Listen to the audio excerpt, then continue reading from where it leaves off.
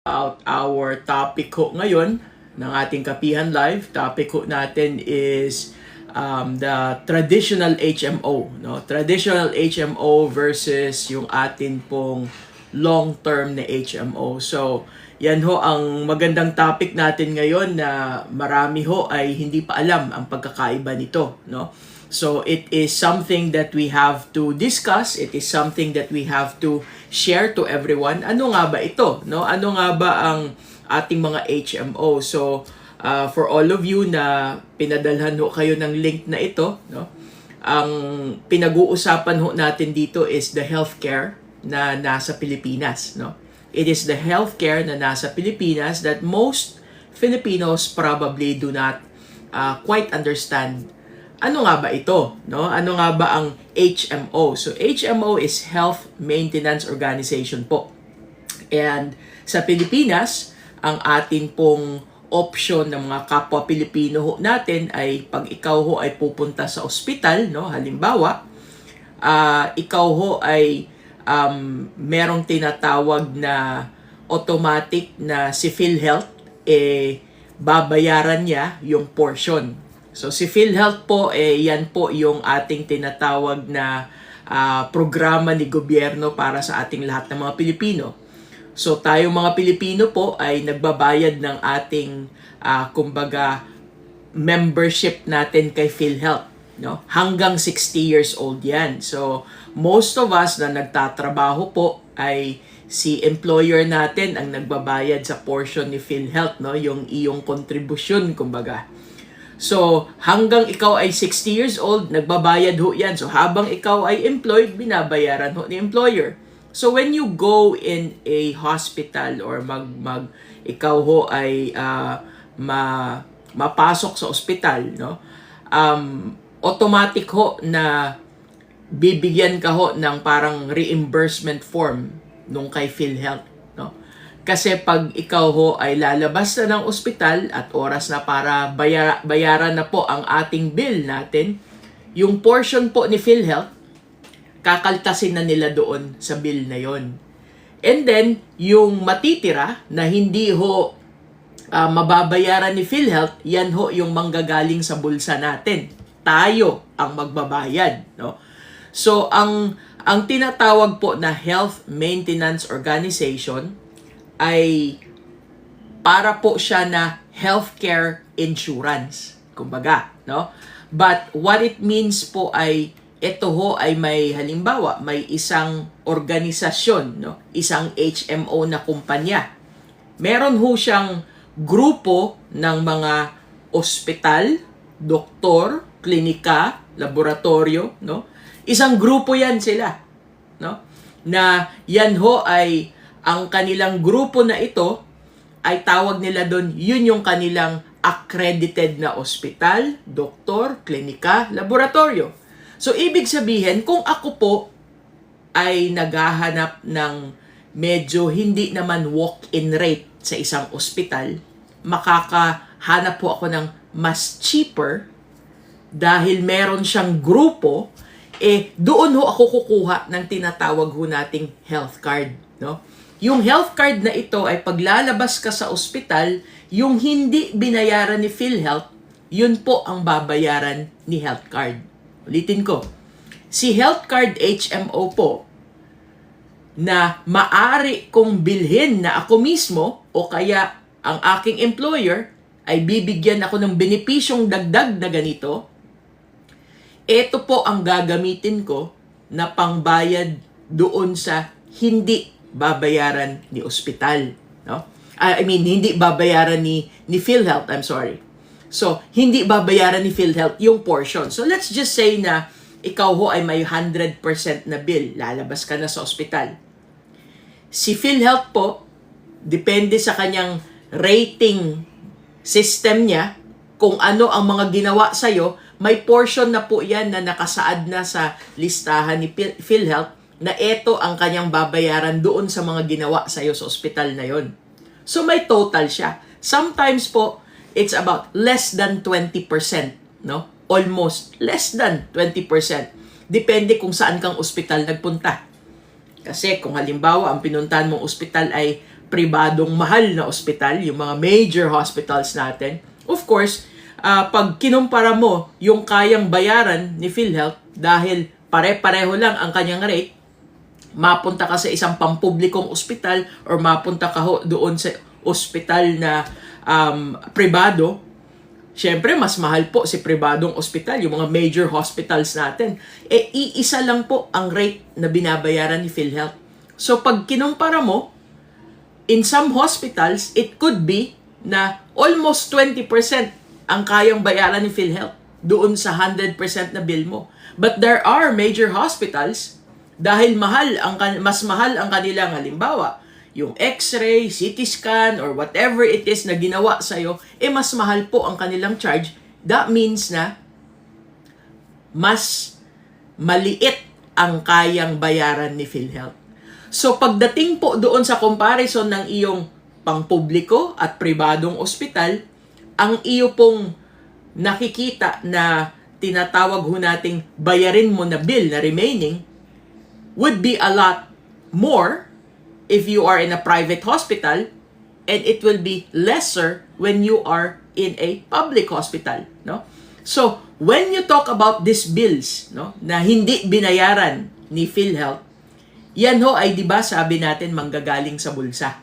So, kung manggagaling po siya sa bulsa, maghahanap ka, gugustuhin mo na mas mura ito, mas maliit ito, 'di ba? So, diyan po pumapasok ang tinatawag nating mga HMO companies. The HMO companies, right now in the Philippines, there are 26 of them na regulated po ni Insurance Commission. As of July 31st, 2021, there are 26 na nire-regulate po ni Insurance Commission. So, isa na po dyan si PhilHealth. Kasama dyan sa 26 na yan. So, out of that 26, tanggalin natin si PhilHealth, ibig sabihin, 25 companies ang pagpipilian mo. Alin sa 25 companies na ito ang ako as an individual, halimbawa, wala akong employer na magbabayad yan sa akin. So ako mismo ang bibili para sa sarili ko at sa pamilya ko, no? So, ibig sabihin po, mamimili ako dun sa 25 companies na yun. And out of the 25 companies, let's just say, ang aking pinili ay Kaiser International, no? Si Kaiser International Health Group Incorporated na ito ay mamimili ho ako sa produktong meron siya. Meron ho siyang tinatawag na traditional HMO at meron pong tinatawag na long-term HMO. So, I'm gonna give an example kay traditional HMO, no? Kada taon po magbabayad ako kay Kaiser Health Group Incorporated na akin pong traditional health card na pag ako ay nagkasakit, ako ay na-ospital, yung portion na hindi po babayaran ni PhilHealth, yung aking Kaiser Traditional HMO ang magbabayad noon. Ngayon, kung ako ho ay bibili ng traditional HMO, syempre po, meron yung kaya ko na bayaran, no? Kasi iba't ibang plans naman yan. Pwede hong malaki ang plans. Pwedeng maliit. Depende sa budget ko. Diba? Kasi kada taon ko po yan nababayaran.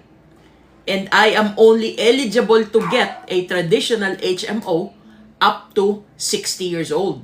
So what it means po ay maghahanap ako ng kaya ng budget ko na ako ho ay magkakaroon ng tinatawag ho natin na pambayad, no? Health card na tawag natin.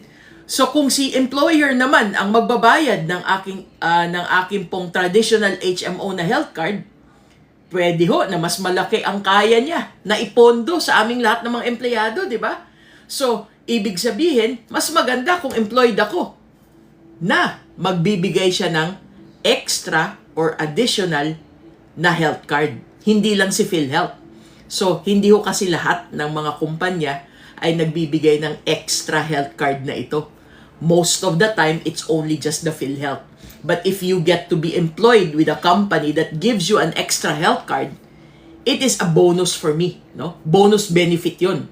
Para pag ako ay na-ospital, hindi lang si PhilHealth kasi alam ko na either 20% or less than 20% lang ang kayang bayaran ni PhilHealth. So manggagaling pa rin sa bulsa ko yung 80%. So pag may binigay si employer or kung ako ay bumili ng extra health card, that means po na may pambayad ako dun sa remaining na bill. Minsan naman po, ang ating remaining na bill ay hindi kayang bayaran ng health card. Kasi sa sobrang laki ng hospital bill ko, si health card po ay limitado lang. No? So depende din yan sa laki ng plan nung health card na binili mo o ni employer na kanyang kinontrata para sa kumpanya mo. So ladies and gentlemen, yan ho ang ating tinatawag na traditional na HMO.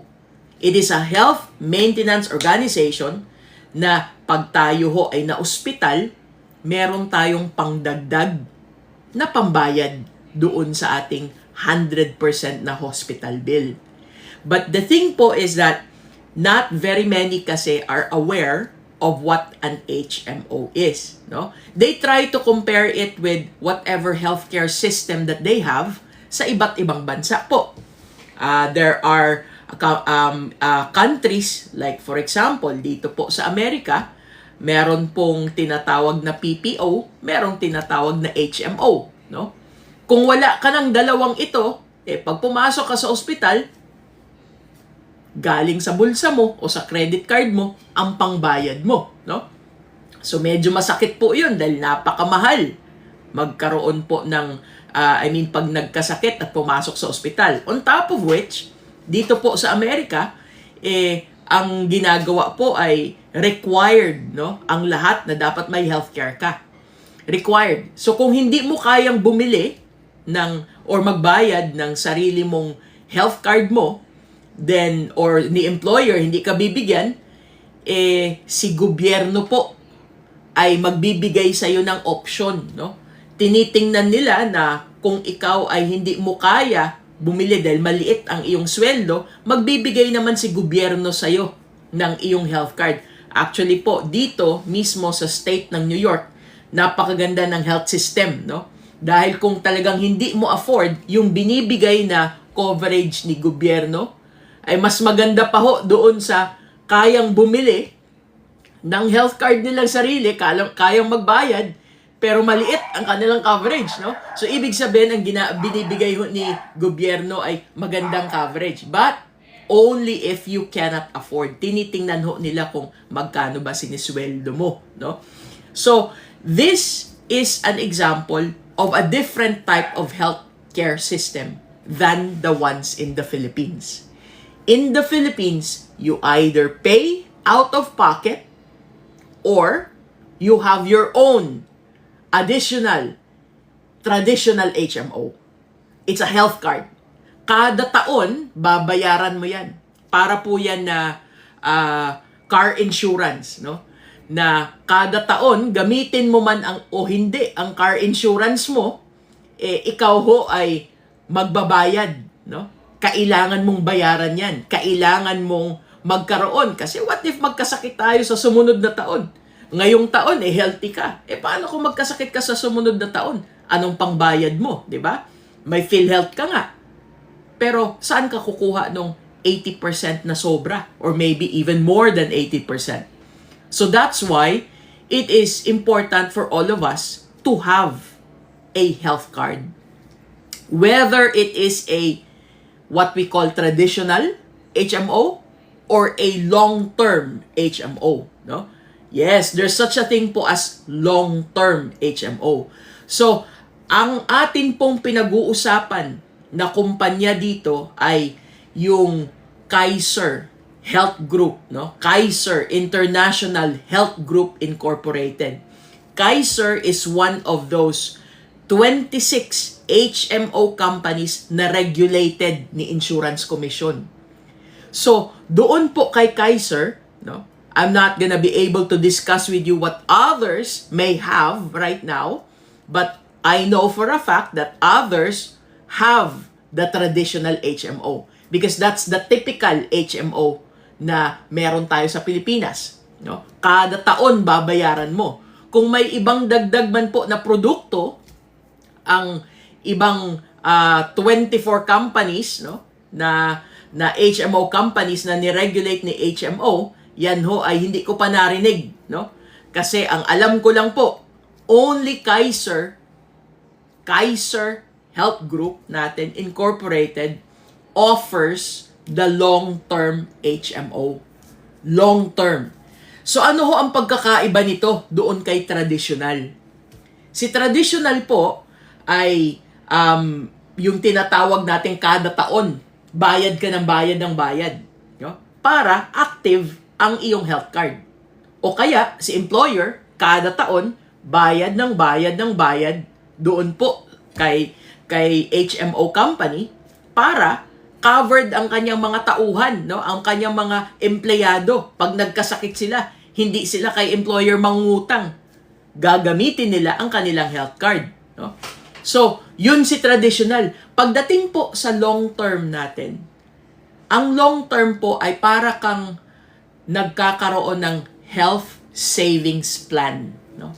It is a health savings plan. Siya ho ay isang plan na pagpipilian mo for every individual, hindi ho siya grupo, pang individual po, mamimili ka doon sa mga plans na meron sila, which is ranges from 45,000 all the way to 1 million, no? Yun yung plans niya. But mamimili ka dito base sa kaya mo, di ba? Ngayon, ang gagawin po ay 7 taon mo siyang parang ini-installment. Pwede mo rin siyang gawing spot cash kung kaya mong bayaran. Spot cash, bayaran mo kagad. Pero ang kanyang total po ay pwede mo siyang i-installment kung hindi mo kayang spot cash. Sa loob lang po ng 7 taon i-installment mo. Why? Because it is a pre-computed na plan. A pre-computed plan means that you, as the individual na kumukuha ng health savings plan mo, magsisimula ka ng health savings plan mo as a long-term HMO, alam mo na kaagad kung magkano ang plan mo. So therefore, bibigyan ka nila ng installment plan. 7 taon, fixed po yan, no? Fixed, hindi natataas ang kung magkano pa ang iyong babayaran. Sa simula pa lang, alam mo na kung magkano. Kung babayaran mo siya ng monthly, ng quarterly, semi-annual, o kaya annual, no? Ikaw mamimili yung kaya mo. Ngayon, sa 7 taon, babayaran mo siya. Ibig sabihin po, sa loob ng 7 taon, ako, na pumasok sa health savings plan na yon, ay magtatabi ako ng pera sa kanila. Ibig sabihin, para po siyang savings account na solely designed for the use of healthcare. Solely designed. So, ako ho ay magtatabi sa loob ng 7 taon. Medyo pagtitiisan ko yun. Kung ako ho ay employed at binibigyan ako ng health card ni employer, aba ay maganda, di ba? Kasi walang ibang kinakalta sa sweldo ko eh. Si employer ang nagbabayad doon. Pero, pagdating po doon sa health savings plan ko, gagawan ko ng prioridad. Why would I do that? Eh kasi po, hindi naman forever na ako ay employed eh. Hindi naman ho sigurado na ako ay employed na hanggang ako ay senior years na. Diba? Pag tayo ho ay employed, most of the time, we are only employed until we become senior. No? Eh what if pa kung bigla akong nawalan ng trabaho? Paano kung nasisante ako? No? Paano kung ako ho ay biglang nawalan ng trabaho dahil nagsara ang kumpanya? Aba, ladies and gentlemen, does that mean na hindi na ako pwedeng magkasakit? Kasi wala nang magbabayad ng PhilHealth ko, wala nang magbabayad ng aking additional traditional HMO? Aba, hindi naman ho ganun ang sitwasyon. So therefore, whether I am employed or I have my own business na ako lang ang magbabayad ng aking traditional na HMO, then ang gagawin ko, mas ipaprioridad ko ang magkaroon ng long-term HMO, which is what we call in Kaiser po, Kaiser Ultimate Health Builder. It is a plan. It is a health savings plan. So pagtitiisan ko na mag-ipon po ako sa loob ng 7 taon kasi pagkatapos yan, at least meron na ako for the rest of my life. Why? Because it does not stop on your senior years. Hanggat may pondo po doon sa iyong plan, sa iyong health savings plan, hanggat may pondo doon, active ang HMO ko. Kahit mawalan na ako ng trabaho, senior na ako, HMO ako. Pag pumasok ho ako sa isang ospital, HMO rate po ang dala ko. Mas mura yan kesa sa walk-in rate. Ulitin ko, ang HMO rate ay mas mura kesa sa walk-in rate. Bakit po? Kasi si HMO rate ay ibig sabihin, tulad ng example natin na si Kaiser. No? Si Kaiser na HMO company. Ako ay magpapamember kay Kaiser. Mamimili ako ng traditional HMO or long-term HMO. Either of the two, if I have them, what it means po ay si Kaiser ay meron pong accredited na doktor, accredited na klinika, accredited na mga laboratorio, accredited po na mga ospital, even dentista. Meron ho siyang accredited, meaning po na meron siyang kontrata sa bawat isang ospital, doktor, klinika, laboratorio, at dentista na inaccredit niya. Ibig sabihin, doon sa kontrata ni HMO company, sa bawat isang doktor, klinika, laboratorio, ospital, at dentista, meron ho silang usapan na pagkasunduan kung magkano ang presyo na ibabayad sa kanila ng bawat isang miyembro ni HMO company. In this scenario, si Kaiser Health Builder Incorporated. Diba? So, kung ako ho ay forever, for the rest of my life, meron akong HMO, it means na forever, hindi ako mamomroblema o mag-worry na pag ako ay biglang na ospital, aba ay mahal ang aking idadagdag na pera. Mahal ang aking ibabayad. Kasi kahit marami ang gagawin sa akin, discounted yung rate. Dahil pupunta ako doon sa accredited na ospital, doktor, klinika, laboratorio at dentista ng aking napiling HMO company. The thing is, kailangan mong ikaw mamili ka ng aangkop sa'yo na HMO company. Ano nga bang pangangailangan mo? Saan nga ba dyan yung magandang HMO company na medyo masasabi kong yung kanilang mabibigay sa akin na HMO na solusyon para sa akin ay maganda sa akin at sa pamilya ko? Ladies and gentlemen, what I will encourage everyone is that take a look, ask, no? Ask. Doon sa nag-forward ng link na ito sa inyo o kaya maglagay kayo dyan sa ating pong chat box or comment box, no? Maglagay kayo dyan. Ask about Kaiser International, no?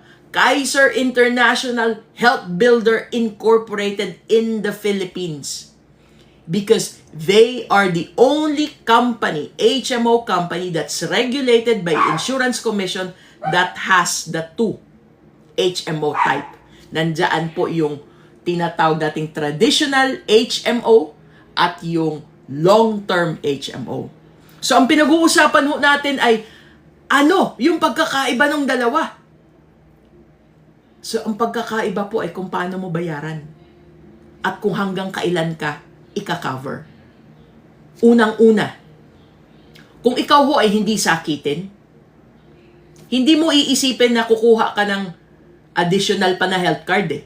Pero kung ibibigay sa akin ni employer, aba ay maganda, no? Kasi si employer ang magbabayad, maganda. Pero po kung manggagaling sa bulsa ko, pag-iisipan ko, hindi ako sakitin eh. Di ba? Pero kung ako ho ay hindi kukuha nito, dahil alam kong hindi ako sakitin, paano kung bigla ako nagkasakit? Saka lang ako kukuha? Saka lang ako magkakaroon? Aba, hindi na po. Kasi kung kailan may sakit ka na, hindi o makaka-cover ang iyong pre-existing na sakit. At meron pa hong iba dyan. Kung ang sakit mo ay mga dreaded diseases na, hindi ka na ma-approve. Unless that, it is a group healthcare, no? It is a group traditional HMO na hindi ho individual na tinitingnan ang bawat empleyado. O, si empleyado 1 ay healthy, si empleyado 2 ay sakitin, o si empleyado 3 ay healthy, no? So, among the thousands of you, hindi ho iisa-isahin yan ni HMO company. Ang gagawin lang niya, mangungontrata siya sa employer mo, at sasabihin niya ni employer, eto ang budget namin, no? I-cover mo silang lahat. Doon sa budget namin, kung ano ang coverage na mabibigay mo, yun ang kanilang makukuha. Kung isa, healthy, abay magagamit nung hindi healthy, yung budget ng iba. Yung para sa iba, kasi sa loob ng 1,000, yan ang iisang budget kada taon. Yun po ang traditional na HMO. So, mabuti kung ikaw nasakitin, kasama doon sa employer na yon, sa kumpanya na yon. Paano kung individual ka na mag-a-apply? Titingnan ka ho na HMO company. Sakitin ka ba? No? Ngayon, ang solusyon po natin, no? Ngayong bata ka, ngayong wala ka pang sakit, ang gawin mo, magkaroon ka ng health savings plan. Bakit ho? Kasi doon sa traditional HMO, kung hindi ka saakitin, para mong iniisip, sayang naman ang aking binayad sa taong ito. Kasi hindi ako nagkasakit. Sana pala nagkasakit na lang ako para nagamit ko yung binayad ko, nagamit ko yung health card ko. Abay, medyo may mali yata doon. Parang hinangad mo pa na magkasakit ka para magamit ang health card mo. Pero kung ikaw ho ay may tinatawag na long-term HMO, yung tinatawag nating Kaiser Ultimate Health Builder Plan. Ibig sabihin po, meron kang tinatabing pera at yung pera na yan ay nandyan lang. Kung hindi mo gagamitin dahil healthy ka, mas maganda. Bakit? Kasi tutubo, lalago. At may panahon po siya na magmamature, no? 20 years ang kanyang maturity. On the 20th year, whatever that you did not use, whatever na lumago, whatever na kinita niya, ay ibabalik sa'yo. Or, ang gawin mo, kalahati ng nag-mature na pondo, kunin mo, lipat mo sa iba, gastusin mo, ikaw na bahala. Pero yung matitira, magiging active pa rin ang HMO mo. Meaning, yung matitirang tinubo o yung matitirang pondo doon sa iyong plan, ay iiwan mo kay Kaiser para kahit po ikaw ay umabot na sa 61 to 100 years old, no? Ikaw ay umabot na sa senior years mo. Anytime that you go in to an accredited HMO hospital, doctor, clinic, dentista, laboratorio, ikaw po ay may discount rate doon sa napagkasunduan ni Kaiser at ng ospital, doktor, klinika, laboratorio at dentista na yan. So di ba po, mas maganda na unahan mo na yung ating pagtatabi? Why? Dahil po, hindi naman ito natatapon na pera eh. As opposed to, we are talking about a traditional HMO that yes, you are covered right away. You are covered for this much, no? Pero pag hindi mo nagamit, tapon ang pera. Sayang ang pera. 'Di ba parang kotse na insurance, yung mga comprehensive na coaching insurance? Nabangga ka o hindi, ngayong taon na ito, next year, babayad ka ulit. Sa ayaw at sa gusto mo, babayad ka ulit kasi required ka ni gobyerno. At kung naka-loan yung kotse mo, kailangan comprehensive. Diba? So, natatapon po yung pera kasi hindi naman ako na-aksidente, hindi naman nasira yung sasakyan ko. Wala naman akong dinamay na iba, no? Na with the liability. Ganun po ang ating tinatawag na traditional HMO din. Parang insurance ng kotse. So, dito, may dalawa kang pagpipilian. Ikaw nga ba ay mamimili ng traditional, kada taon, bayad ng bayad, gamitin o hindi, covered ka up to 60 years old? Or, ang pipiliin mo, 7 taon mo lang siyang pagtitiisan na bayaran, at iwan mo lang dyan, pag umabot ng 20th year na nag-mature na siya, abay mababalik sa akin ang pondo o kaya kalahati lang ang kunin ko, yung kalahati iwan ko para kahit umabot ako ng senior years ko, tumagal ako sa mundong ito, magkasakit man ako. Dahil, di ba, kailan ho ba dumadating ang mga sakit-sakit natin? Pag tayo'y tumanda, di ba? Pag tayo'y naging senior, mas kailangan natin yun. So that's when you use it. But ladies and gentlemen, this is a must to be known. Importanteng maintindihan ng bawat isang Pilipino ang ating option. Including Filipinos that are outside of the Philippines. Mas lalong dapat mong pag-isipan po ang ating tinatawag na long-term HMO. If you are outside of the Philippines, working elsewhere in the world, you're a migrant, but you still go home to the Philippines. You still go back to the Philippines every now and then para ikaw ho ay magbakasyon or magbisita sa iyong mga kaibigan, kamag-anak, or basta magbakasyon lang. Alam niyo po, a long-term HMO, if you get approved because you are a Filipino and meron kang ties sa Pilipinas, then I would tell you, have it. Why? Even if you say that you have a healthcare elsewhere in the world because, for example, I myself, I have a healthcare, I have health insurance dito sa Amerika. Bakit ako merong long-term HMO sa Pilipinas? Abay, hindi ko ho alam kung ano ang magiging plano ko later. What if kung later sabihin ko na, magre-retire ako sa Pilipinas? Kasi yung makukuha ko ditong pensyon, mas mahaba na gagastusin sa Pilipinas as opposed to kung dito ako nakatira. O what if pabalik-balik ako, Pilipinas at dito? Di ba? So, pag umuwi ako ng Pilipinas, anong gagamitin ko? Kung ang sa akin lang ay nandito sa Amerika. And on top of which, yung nandito po sa Amerika na aking healthcare, si employer po ang nagbabayad. Pag umuwi ba ako ng Pilipinas, ibig sabihin, hindi na nila ako employed.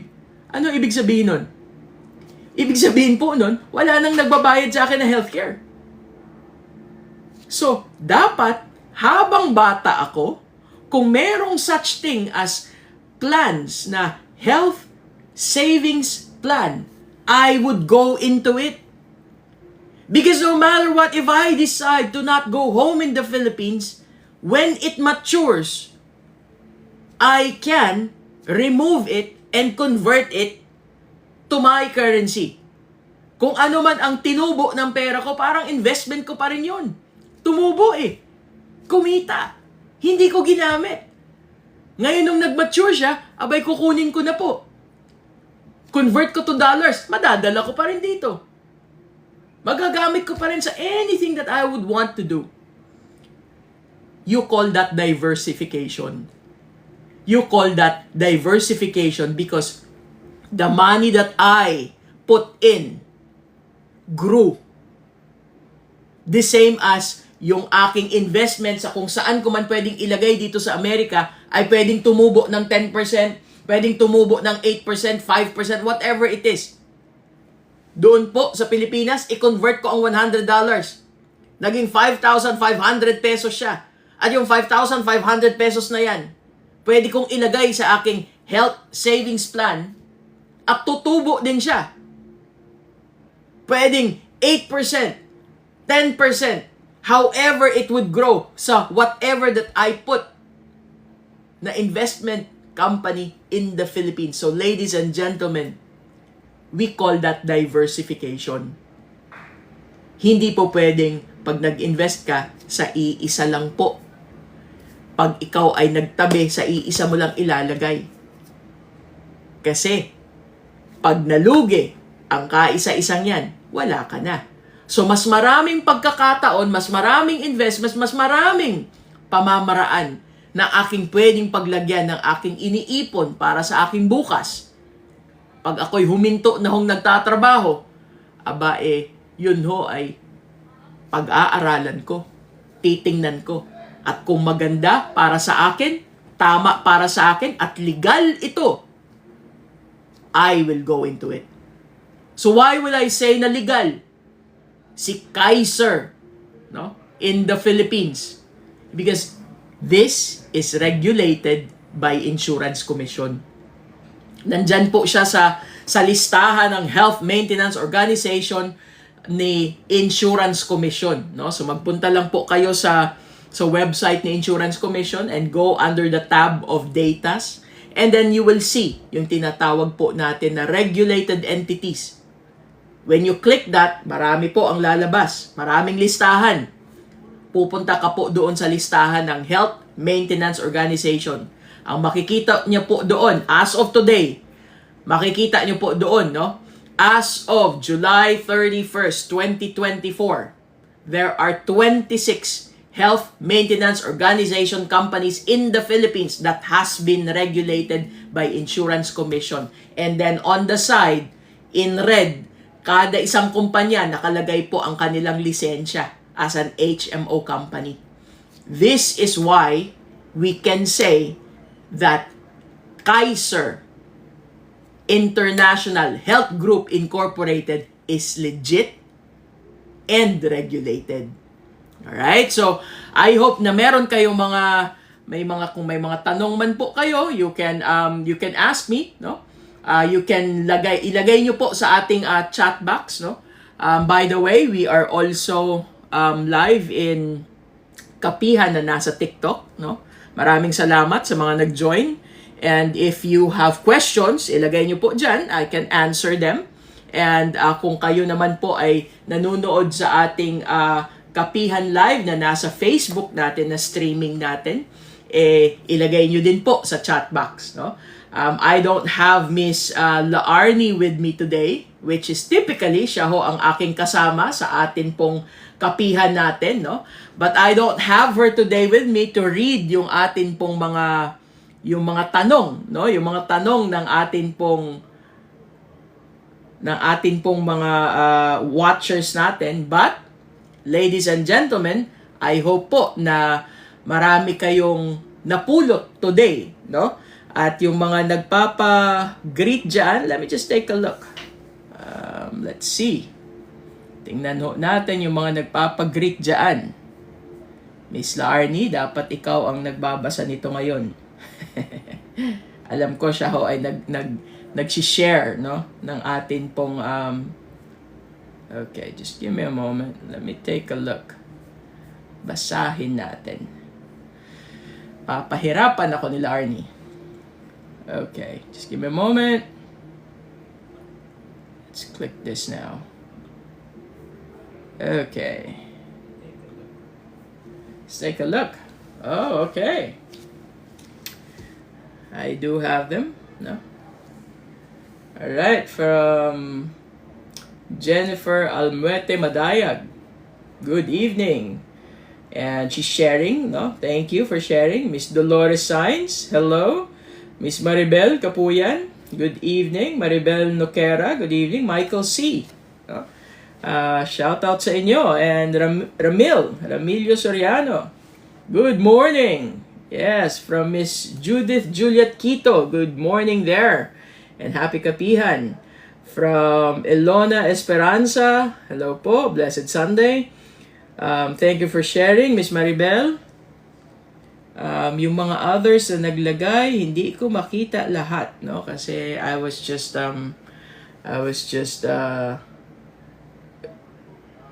looking at it now. So, I don't think I see everything. But nevertheless, kung may mga tanong po kayo about our traditional HMO sa atin pong long-term na HMO, I would encourage everyone, please check po ang website, no?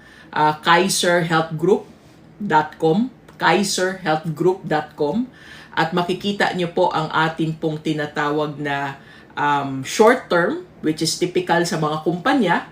And just to add, no, Kaiser is the short-term or traditional HMO that's used by yung ating pong justice, no? Yung justice natin. So, yung ating mga justices with their families, yan po ang gamit.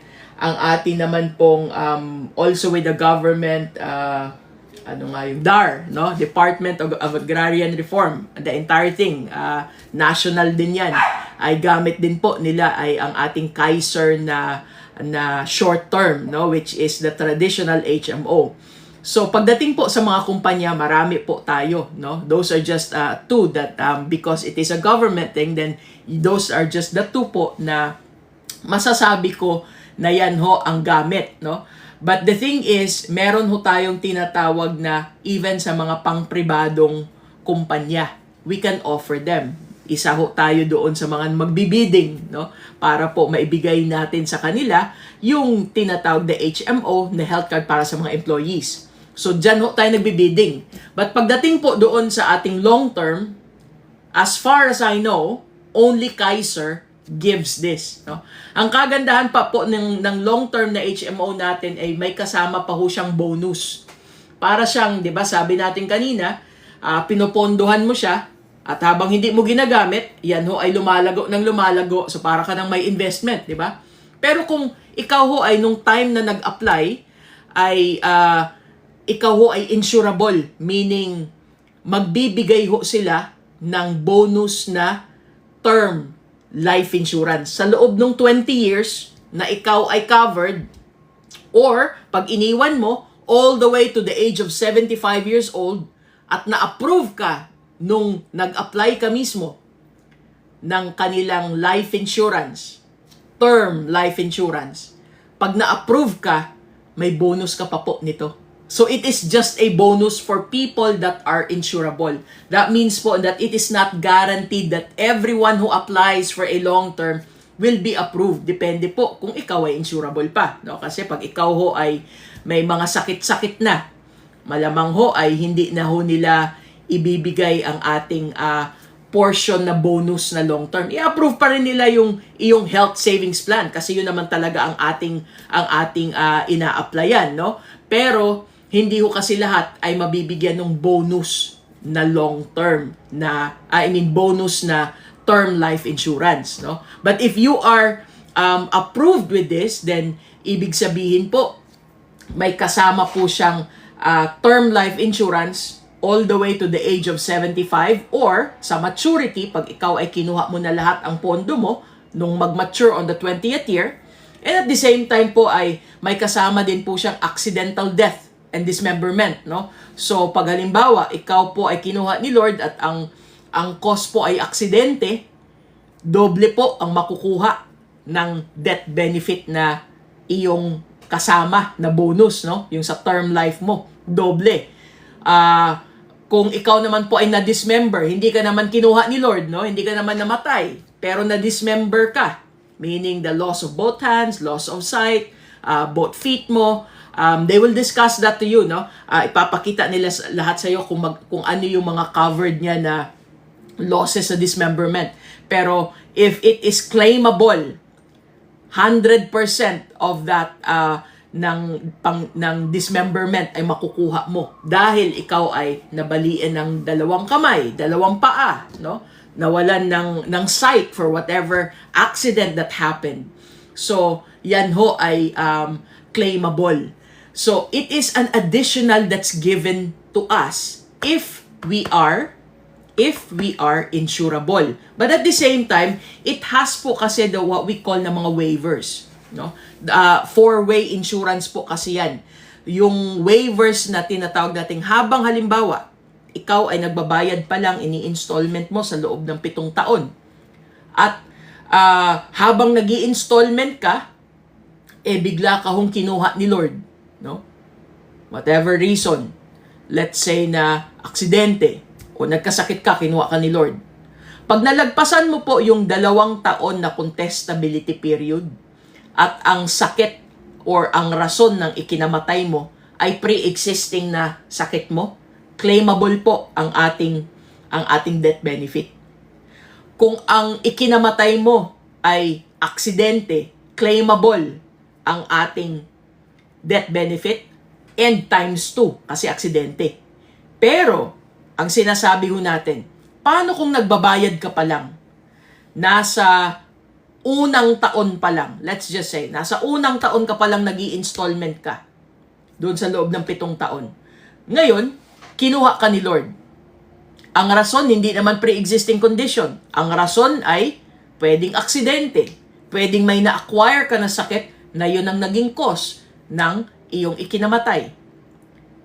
Alam niyo po, yung remaining balance ng iyong plan, health savings plan, ifo-fully pay ni Kaiser. Yun po ang kasamang waiver. Ifo-fully pay niya.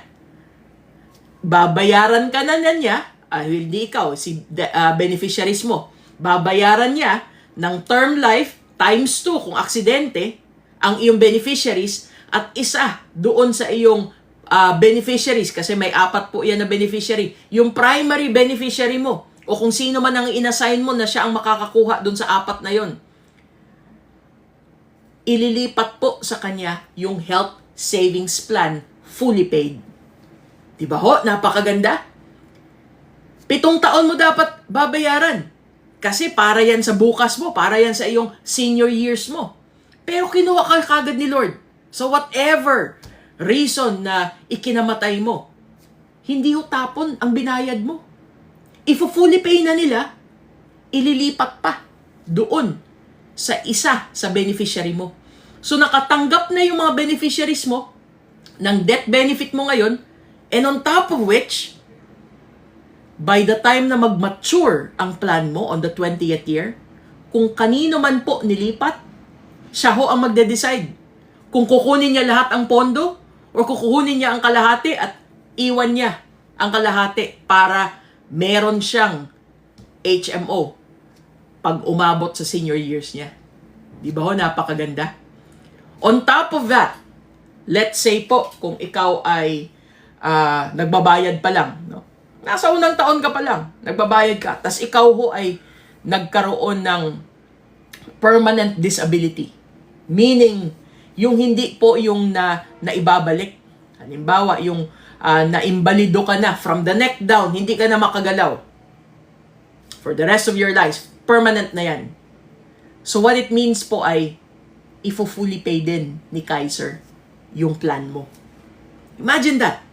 Ifo-fully pay niya ang plan mo, then nakikita niya, paano pa ito magbabayad?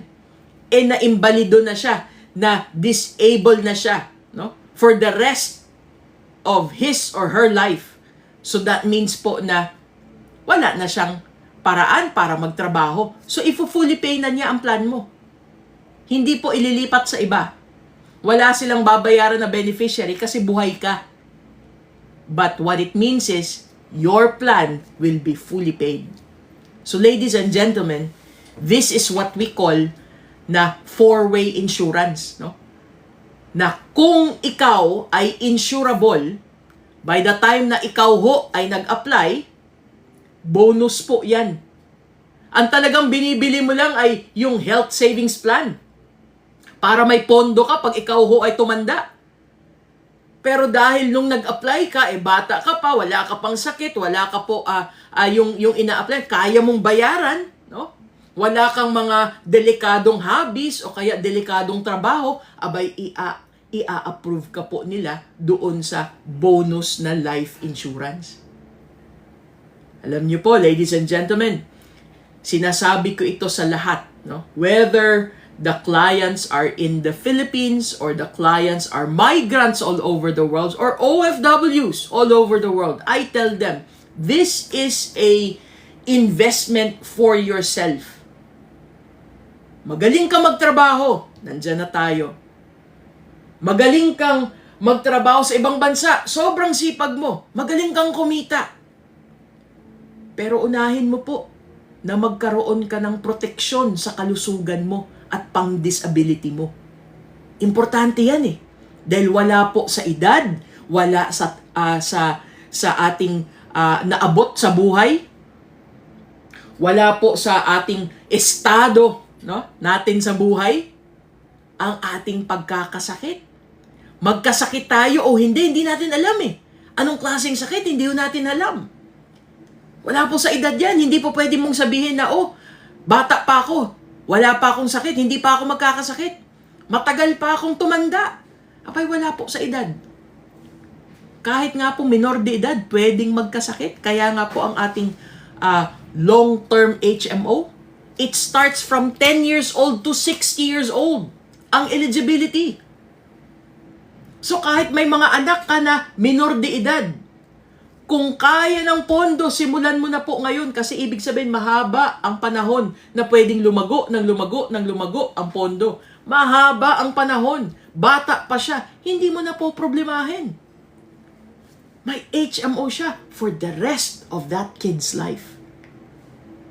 But the thing is, not very many people explain this to us. Not very many people sit down with us and tells us, ano ba ang option? Ang alam lang kasi natin, si PhilHealth meron ako eh. De binibigay ni employer. Si PhilHealth binabayaran ng aking employer o kaya kinakaltas na sa sweldo ko. So, yun na. Set na ako. Abay, wala akong nag-explain sa atin. Si PhilHealth pala ay hindi niya babayaran yung buo na bill ko. Si PhilHealth pala ang babayaran lang niya less than 20%. Paano kung mapunta ka doon sa ospital na mahal? Abay, a lot less than 20%. Saan ako kukuha doon sa remaining? Mangungutang? Magmamakaawa kay governor, kay mayor, kay congressman para humingi ng tulong? Or pumila sa PCSO? Yun na lang ba yun ang ating solusyon? Abay, dapat pag-isipan natin. Magaling kang kumita eh. Dapat isipin mo, ang ating pang-health savings plan, idagdag mo sa budget mo. Tuwing may sweldo, kaltasin mo kaagad dyan.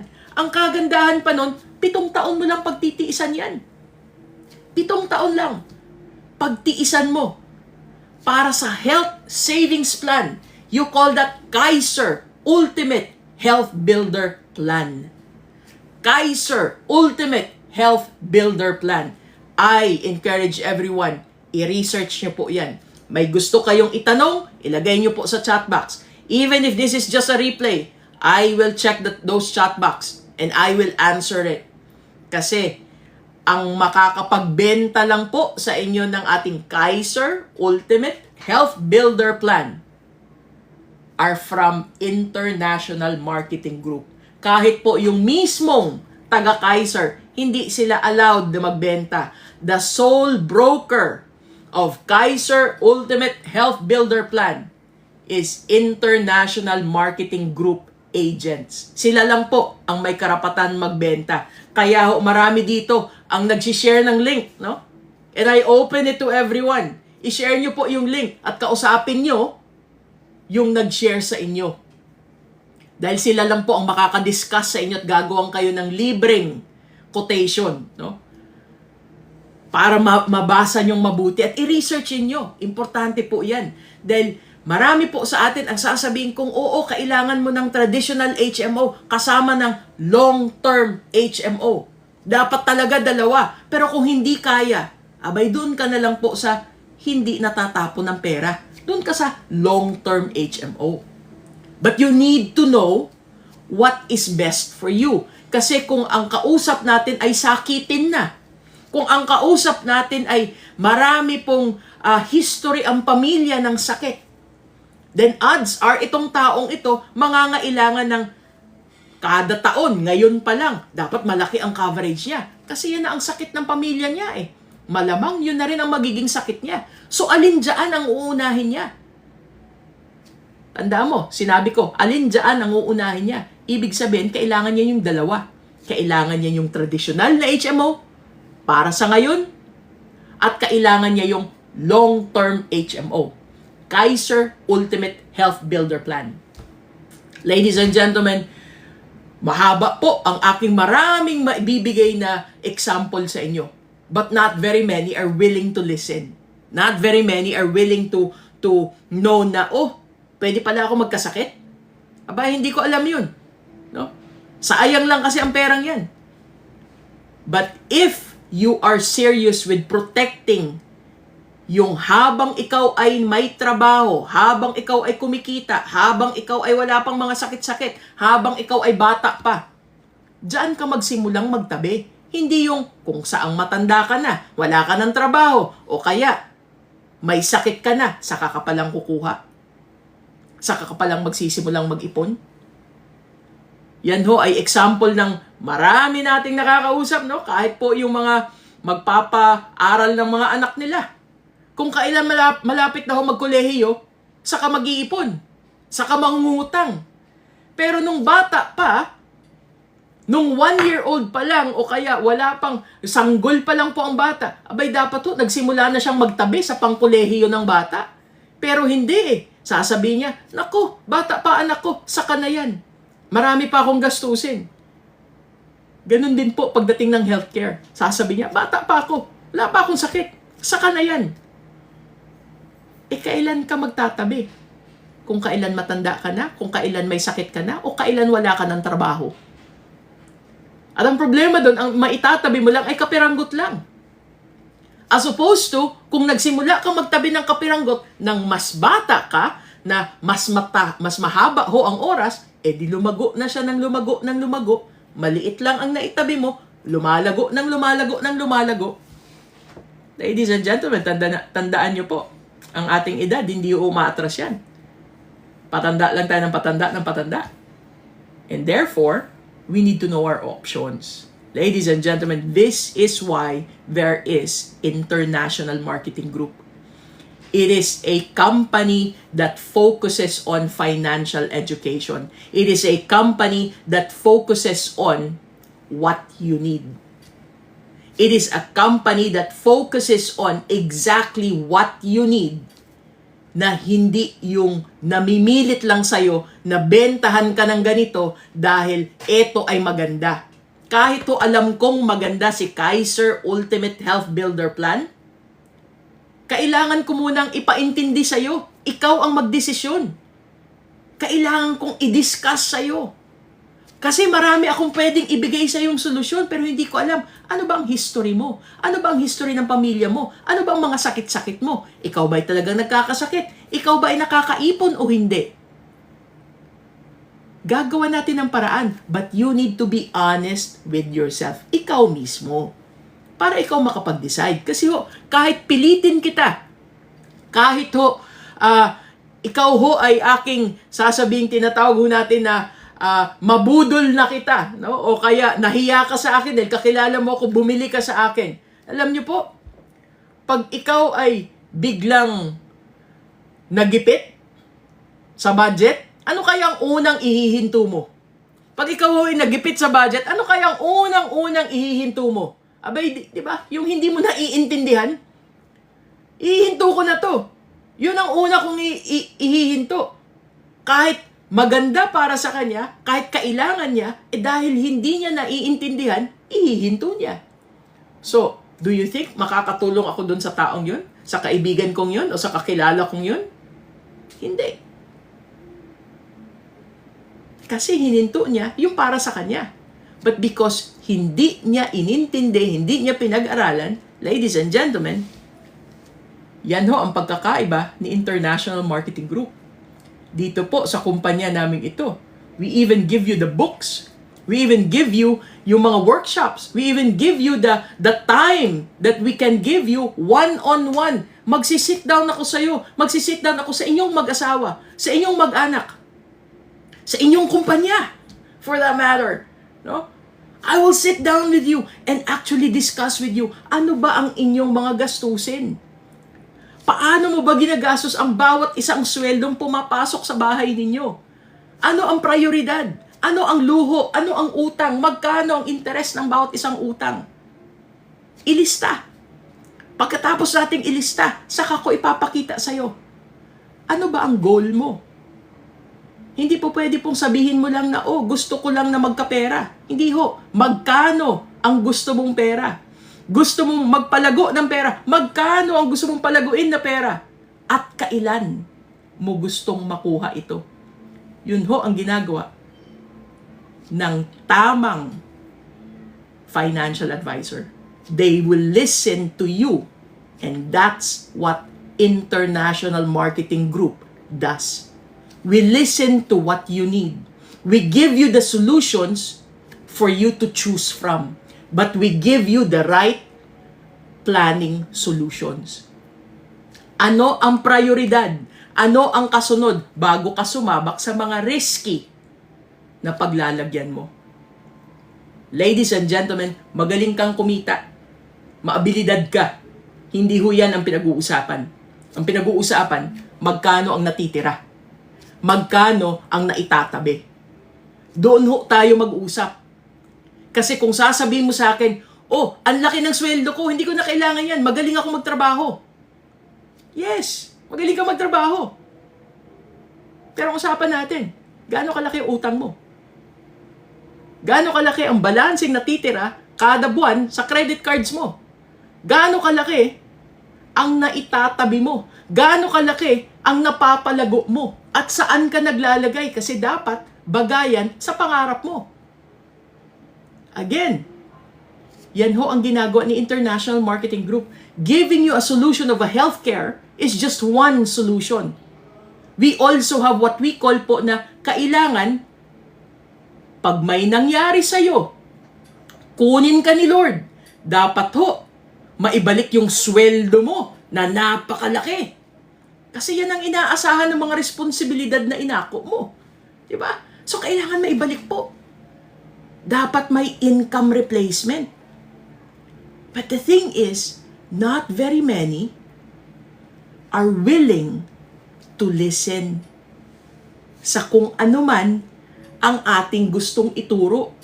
Sa kaya ikaw ho na nakikinig ngayon, I encourage you, please, message po. Maglagay kayo sa chat box. If you want to learn more, I can discuss that with you. Or talk to the person who sent you this link. Because this is what we say. Only you can decide for yourself. Pero alam niyo po, kahit gaano kakagaling ngayon, ang unahin mong bayaran ay ang sarili mo para bukas.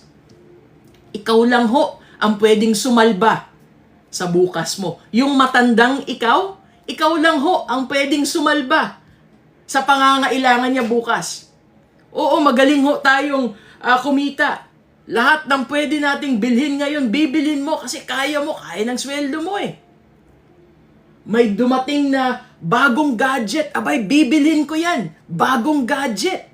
No? And then, may makikita pa tayong mga binibigay na temptasyon sa paligid natin. Yung mga sinasabi nilang, mag-upgrade ka sa gadget mo, no? Mag-upgrade ka sa data plan ng cellphone mo. Nakita ko po the other day, taasan mo ang iyong data plan. Gawin mong 2,500 for 1 TB of data plan, 1 terabyte of data plan. Libre ang cellphone mo.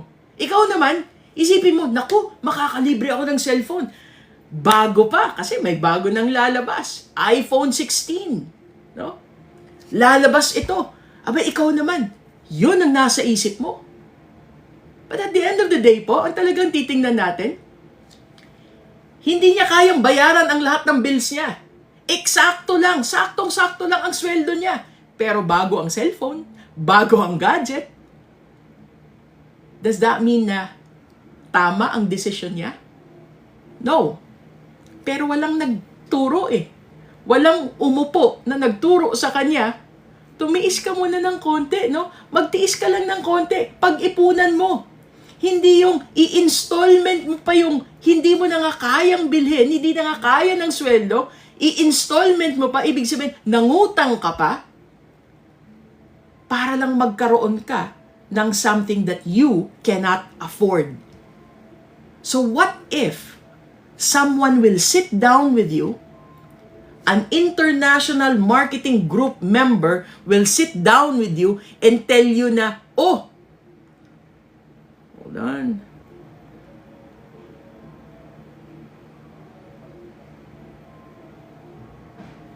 Pasensya na po. At ang ating, I started with our TikTok today. And meron pala siyang mga nag-check kung nag-verify kung sa'yo, ikaw yun.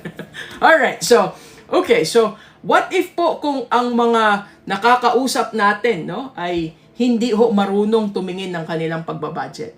What if kung walang mag-explain sa kanila? So, what it means? They make wrong decisions. Sometimes they even get scammed, no? Sometimes they put investments in a wrong portfolio na hindi aangkop para sa kanila. Bakit to? I'm gonna give you this example. Let's say na ikaw ho ay nag-invest doon sa agresibo, no? Ibig sabihin, dapat mahaba ang oras mo kung ilalagay mo siya sa agresibo na portfolio, meaning, halimbawa, naglagay ka sa mga stocks, no? Yes, magandang kumita ang stocks. Malakihan ang pwedeng kitain. Pero ang tanong po doon, kung napunta ka sa mga panahon na tulad na lang the past years, no, dahil sa pandemya, erratic po ang ating indexes. So, ang nangyayari po, paano kung biglang nangailangan ako ng pera? Kailangan kong ilabas ang pera ko. Eh, nagkataon na lugi ako sa papel, sa stocks ko. So, ano ho ibig sabihin nun? Naglabas ako ng pera, nung kinuha ko na, nung binenta ko at kinuha ko na, lugi ako. Kasi kailangan ko ngayon eh. Pero kung ikaw ho ay nakadiversify ang iyong investments, naglagay ka sa isang portfolio na, para ito sa konserbatibo. Maliit lang ang kikitain, pero hindi mabilis itong bumagsak ang mga pinaglalagyan ko. So, maliit lang ang kitain, ibig sabihin, na medyo nasa secured siya, no? So, pag nangailangan ako ng biglaan, dito ako huhugot. Kung pwede ko namang ilagay doon sa mga moderate, kalahati, sa mga fixed, kalahati po, nandoon sa mga aggressive na ilalagay ko. So, ibig sabihin, pwedeng mataas-taas ng konti, pero konting matagal, naiwan ko muna. So, doon sa mabilisan kong pwedeng kunin, between 1 to 3 years ko lang na pwedeng iwan. On the 3rd year and above, pwede ko lang kunin. Doon po sa moderate, between 3 to 5 years, iwan ko lang yan dyan. So, ibig sabihin, hindi ko gagalawin up to the 5th year. What it means po, lahat ng pangangailangan ko na biglaan, less than 5 years, hindi ako doon huhugot. Doon ako sa iba na pwede kong hugutin. Doon naman sa aking pang long term, doon sa aking pang retirement, no? More than 5 years, more than 10 years, more than 15, 20 years. That means na ilalagay ko sa agresibo kasi mahaba ang oras, akyat baba ang pwedeng kitain. Pero cost average, long term, malaki ang pwedeng kitain. So hindi yon ang huhugutin ko. Again, doon ako sa aking mga pinaglalagyan na eto ay pwede kong kunin sa aking konserbatibong investment. Ladies and gentlemen, this is also the reason why when we get our sweldo, every time na makuha mo ang sweldo, ang kita, ang komisyon, pag dumating sa palad mo, lagi mo natin tinuturo, 10%. Titings mo yan. Para kay Lord yan. Para mas maraming sweldo ang dumating, i-bless ka niya. Nang mas maraming sweldo, mas maraming kita, mas maraming komisyon. Dapat may 10% tayong titings kay Lord. 20%. Palaguin mo. Yun ang i-invest mo.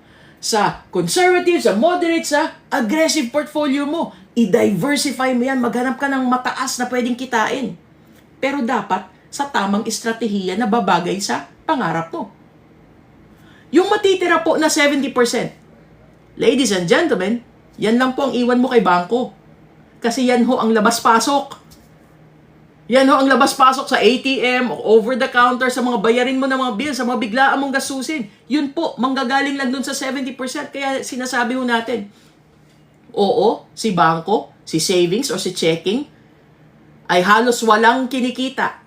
Pero hindi ko sinasabing mali maglagay kay bangko. Kaya dapat, yung 70% doon mo lang ilagay kay bangko. Dahil si bangko po, ang ating takbuhan. Pag kailangan nating mag-loan, pag kailangan natin bumili ng bahay, bumili ng kotse, mangutang para magsimula ng business, sino ba ang ating nilalapitan? Di ba si bangko? Eh kung kada sweldo, kada buwan, kada linggo, naglalagay ka ng 70%, makikita ni bangko, may trabaho ito. May kinikita ito. O pwede kong pautangin. Yan po ang purpose ni bangko. But it is not to hold all our savings. Sasabihin ko sa'yo, huwag mo lang ilagay kay savings account mo or kay checking account mo. Maghanap ka ng iba. Doon pumapasok ang tamang pag-aaral. Kailangan mong pag-aralan eh. Kailangan mong intindihin ano-ano yung iba-ibang option ko. Paano ba ako makaahon sa pagkakautang ko? Ano ba ang proteksyon na kailangan ko at ng pamilya ko? Paano ba iintindihin ang ating mga indexes, yung mga stock market, mutual funds? Paano ba intindihin yung mga S&P 500? Yung pag nanonood ka sa CNN, yung may mga tumatakbo-takbo na mga numero sa baba? Ano ba tawag doon? Ano ba ibig sabihin yan? Paano ba ako magprotekta sa aking pag ako ay may pamilya, masigurado ko na pag ako'y kinuha ni Lord, lahat ng mga pinundar ko sa kanila, sa mga mahal ko sa buhay mapupunta. Hindi yung si gobyerno ang magde-decide kung kanino mapupunta. Ano ba ang gagawin ko? Ano ba ang mga taxes? Ano ba yung mga tinatawag na pag ako'y nag-retire, dapat komportable ako. Anong dapat kong paghandaan ngayon pa lang?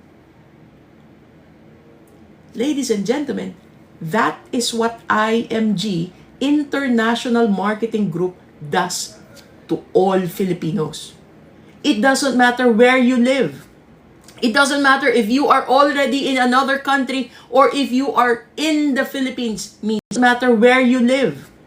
It doesn't matter if you are already in another country or if you are in the Philippines mismo.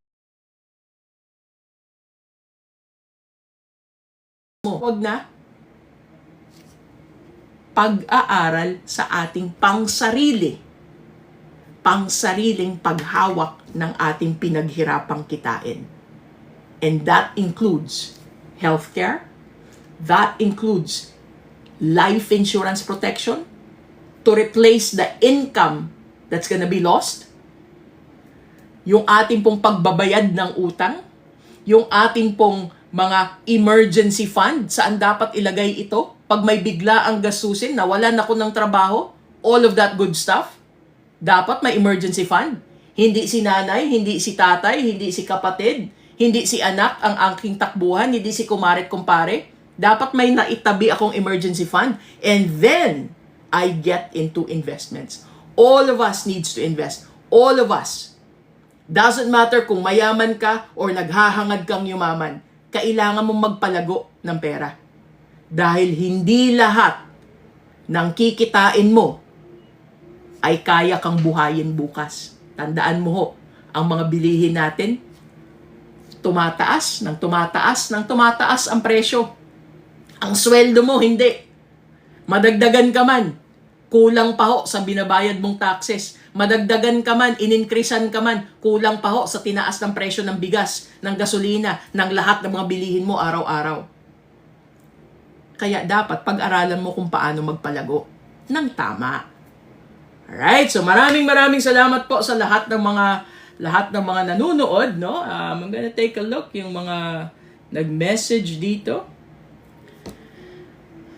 I apologize for the TikTok. I don't know how to look at the messages there yet, no? But dito po sa ating page ng Kapihan in Facebook, I see okay. So Maribel, Fremic LB Core,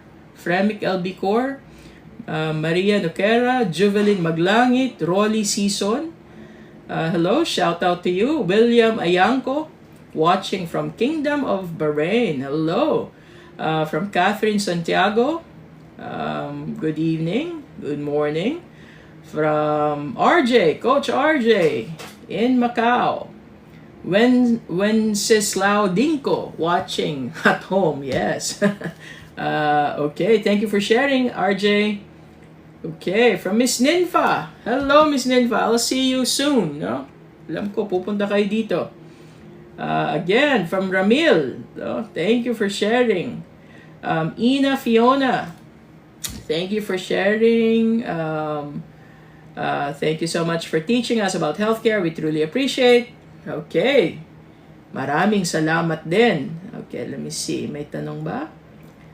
We hope more Filipinos will open their minds and see the importance of long-term healthcare, like Kaiser in the Philippines. Thank you again for everything, especially for continuing to teach us even from the US. Daghang salamat. Daghang salamat man sa'yo. Alright, from Alex. Alex. Aba, ang ating Vancouver. Finally. Aba, nagsishare si Alex. Maraming salamat, Alex Estepa. Raquel Kibido.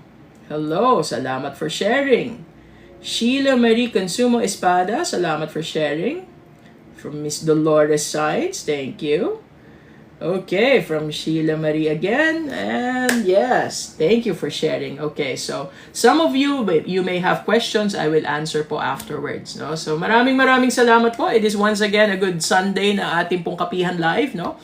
Please go to TikTok and i-follow po natin yung TikTok. No? Para every time I would do some crumbs, Kapihan Live crumbs natin, I will now do it dun sa ating TikTok. So you don't get the the full replay of it. It's just a portion that you will get, but if you are following, then lalabas po sa inyo yung notification that our live streaming of in TikTok will be there. No, it will be live. So i-follow po natin yung ating Kapihan Live in TikTok. Alright? And of course, we still have ang ating pong Kapihan Live natin na page in Facebook, no? So, Kapihan Live na page. Right now, I am streaming from IMG San Miguel team na page, no? But that is just because hindi ko mapasok kanina yung account directly na doon mag-streaming. But nevertheless, either po or saan man dyan, pwede nyo pong i-follow. Alright? So, maraming salamat po. God bless. And I'll see you guys back here again next week. No? I hope na next week kasama ko na si Miss Laarni. Nasa Mindanao kasi. Kaya hindi daw masyadong maganda ang kanyang signal. So that's why she's not here with us today. Alright, so ingat kayo dyan, Laarni and Jen. No? I'll see you guys back here again next week. Thank you everyone. God bless po.